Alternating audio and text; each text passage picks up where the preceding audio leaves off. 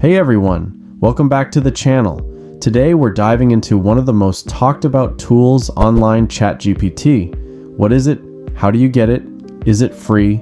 And what can you actually do with it? Let's get started. So first things first, what is ChatGPT? ChatGPT is an advanced AI chatbot created by OpenAI.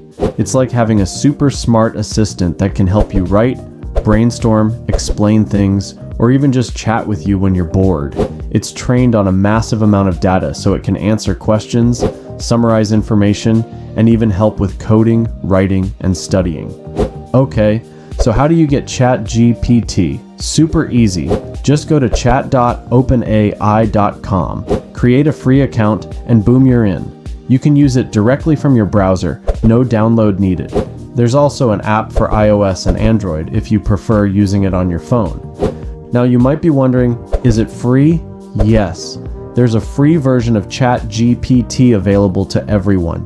You get access to GPT 3.5, which is already pretty powerful and can handle most everyday tasks. But if you want the premium features, there's a paid version called ChatGPT Plus.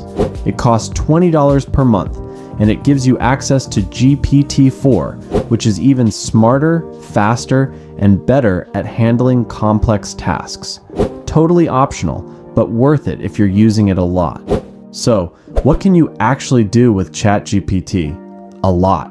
You can write emails, scripts, essays, and social media posts, get help with schoolwork or research, brainstorm content or business ideas, translate languages, and write or debug code. You can even plan trips or meals, or just chat for advice or conversation. It's like having a writer, tutor, assistant, and life coach all rolled into one. Lastly, why should you use ChatGPT? Because it can save you time, help you be more productive, and make your work easier. Whether you're a student, content creator, entrepreneur, or just someone who wants to get more done, ChatGPT is an incredible tool to have in your pocket.